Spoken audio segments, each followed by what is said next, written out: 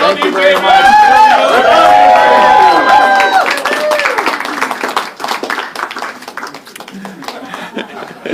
Thank you very much to the great people of Battle River Crowfoot. If I stand before you here today, it is by the grace of God and the good generosity of so many people, the first of which I must start with is my incredible wife, Anna. Anna, yes, give her a round of applause. Where did she go?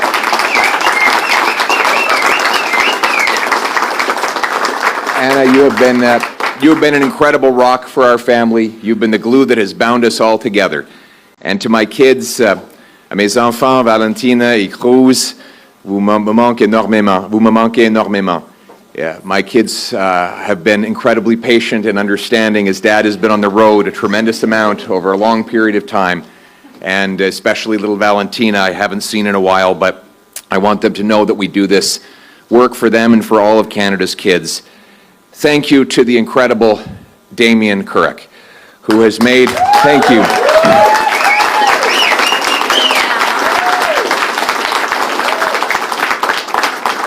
Whose gracious sacrifice has made this moment possible.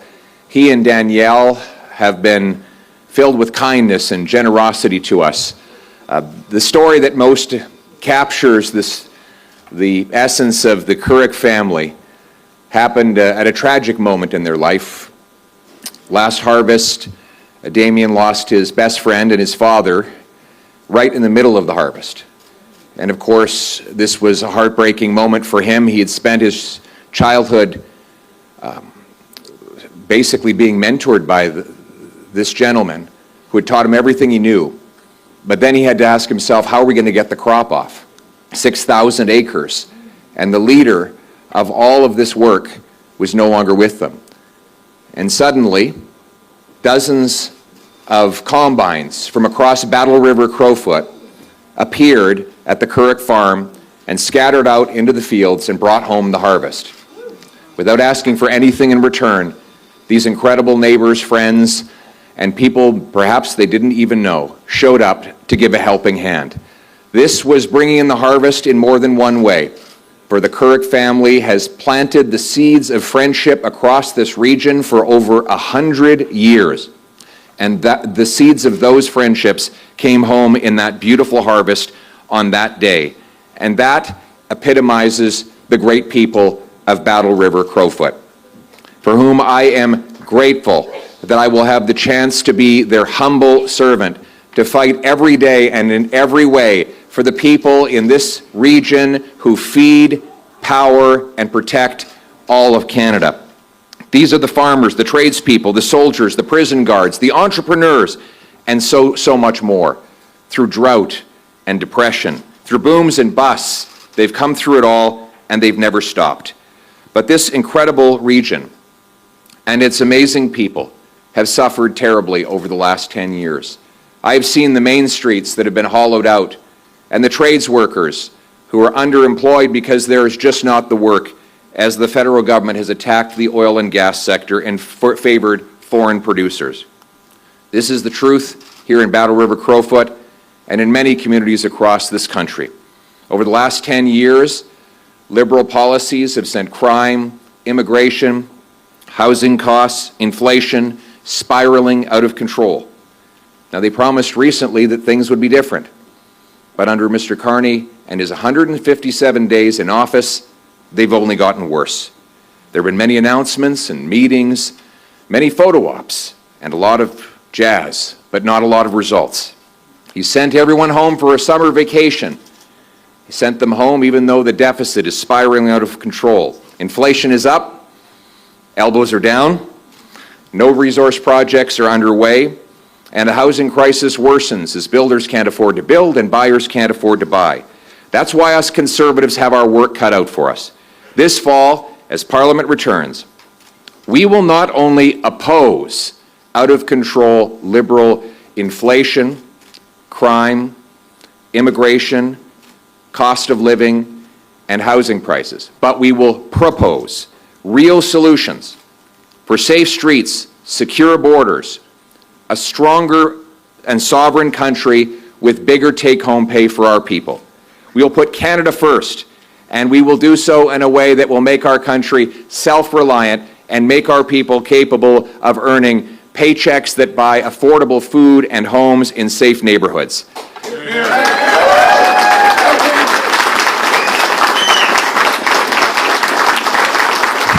Thank you.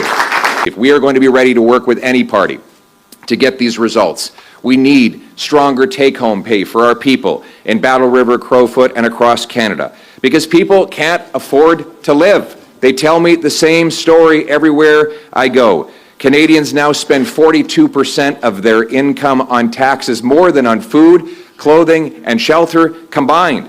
And Mr. Carney's deficits are actually bigger today than the ones that Justin Trudeau left behind. More money for bureaucracy, consultants, foreign aid, corporate welfare, fraudulent refugees, less money in the pockets of the people who earned it. We will push to cut waste and cap spending so that we can bring down inflation, debt, and taxes. We believe that Canadians deserve low taxes and bigger paychecks so that food and homes are not luxuries, but once again, the things that people can take for granted. You work hard for your money. It's time that your money started working hard for you.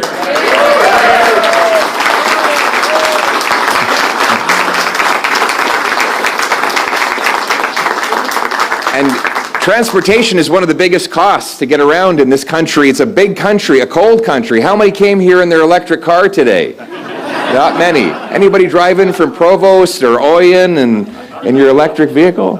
Hardisty, from Hardisty? No. You might be on the side of the road right now.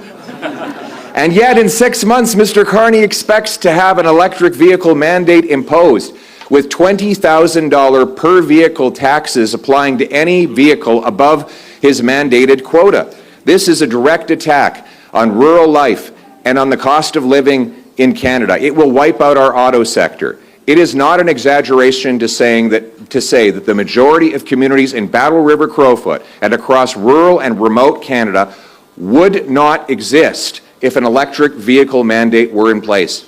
And that is why Conservatives are going to mount a massive pressure campaign at dealerships, at auto plants, in communities across the country, and on the floor of the House of Commons to stop the electric vehicle mandate and allow Canadians to buy the car or truck of their choice. You should be back in the driver's seat.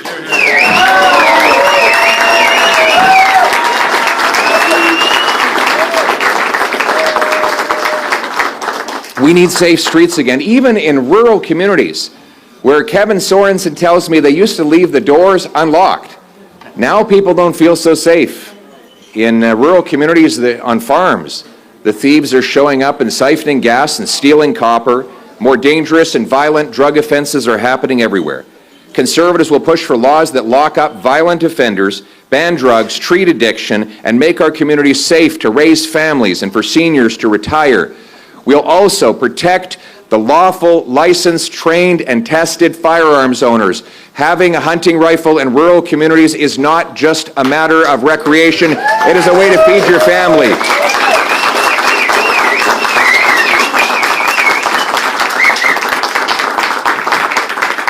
And we will secure our borders by putting an end to the Liberal open borders experiment of mass immigration, which has been a disaster.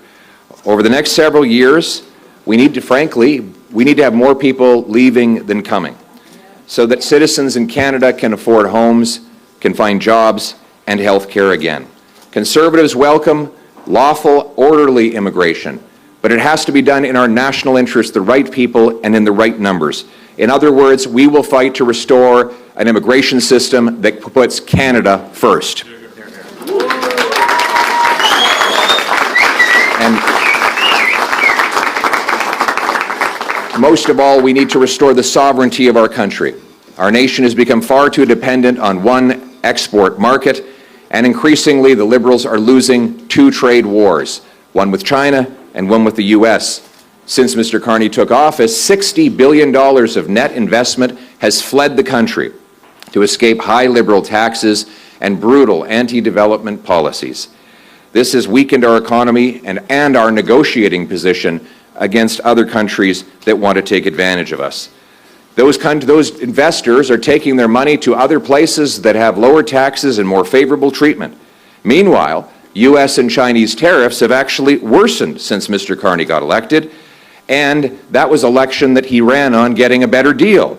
Conservatives will fight to put Canada first, and we will work with anyone from any party. We continue to extend our hand to Mr. Carney and say that we want to work with any party to put an end to the tariffs and get a fair deal for Canada.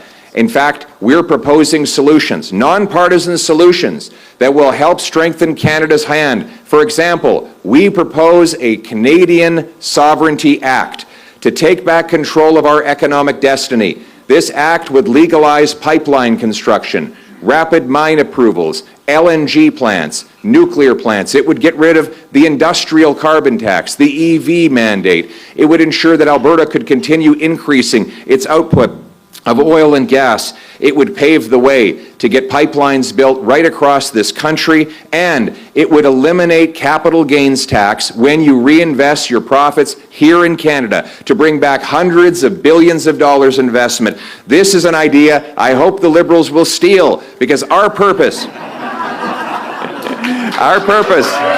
Canada.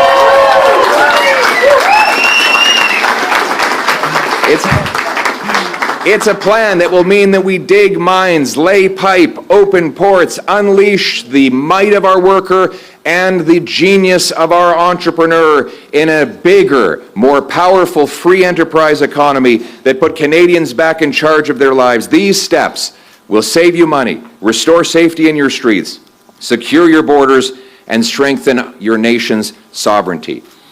These are based on common sense, getting back to basics. Things I learned a lot about when I was traveling around the great communities of the region of Battle River Crowfoot. And I have to say, some might have thought it was a burden for me to come right off the campaign trail in a national campaign and go straight to knocking on doors, to traveling throughout a region of 56,000 square kilometers.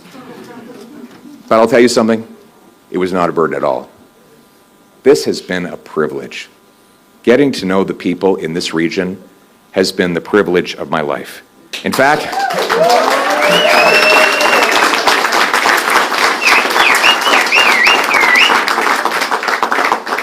I've had a hell of a lot of fun. Whether it's been at the bronc matches or the rodeos, or walking into a parking lot, some guy I don't even know walks up and offers me a big bag of beef jerky. It doesn't happen in the city. Or another guy says he's got a four-wheeler and he tells me I can tear around town in it all by myself. He trusts a city boy to do that. I don't know what he was thinking. But I really love the people of Battle River Crowfoot. They're the kind of what you see is what you get. Give you the shirt off their back. Tell it like it is. Common sense people. They reinforce. I love you too. Thank you very much. I love you.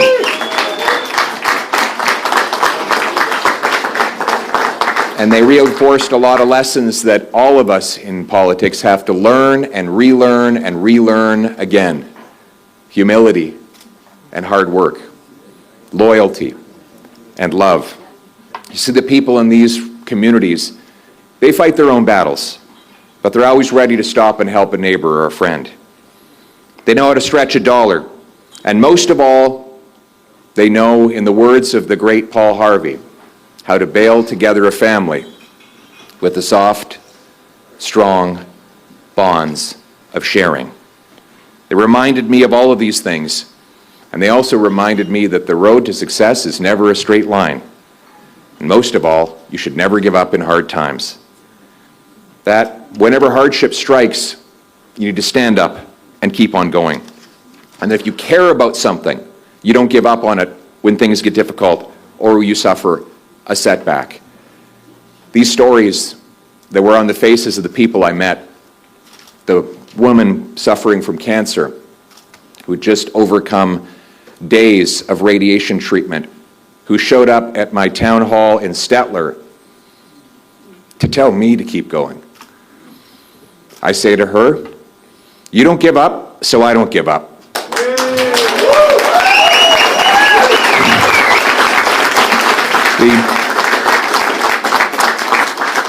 waitress I met in the same town who told me she also works as a teacher and a ranch hand, but has no money left at the end of the month somehow, having 3 jobs. Because she doesn't give up, I won't give up. Or Patty. Patty, a female prison guard who works at the Drumheller Penitentiary and who was tied up and viciously assaulted by a violent criminal, and told me that she wasn't afraid because she was too busy thinking about the job that she had to do to protect her fellow prison guards. My message to her is, you don't give up, so I don't give up. To Bill Bauer,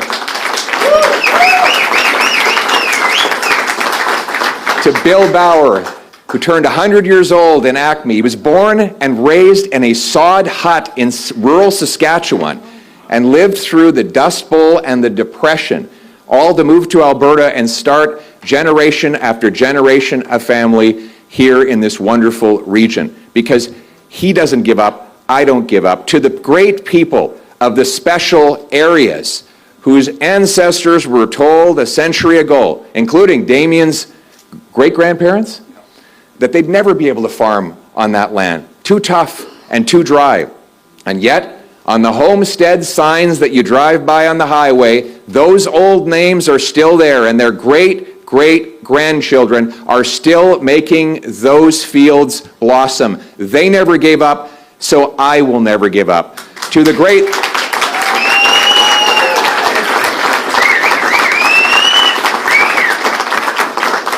Because as my mother, who's here today, taught me, when you get knocked down, you get up and you keep on going. If you believe in what you're doing, you march forward. And so I say to all of the people, not just in the great region of Battle River Crowfoot, but right across this country, to anyone who has been knocked down, but has got back up and kept on going, you haven't given up, so I won't give up. Together, we will work together, we will fight together, we will sacrifice together to restore the opportunity that our grandparents left for us so that we can leave it for our grandchildren, so that we can once again restore a country that is strong, self-reliant, and sovereign. That is the country we're in this for. That is why we stay united. That is why we go forward. May God keep our land glorious and free. Thank you very much. Thank you.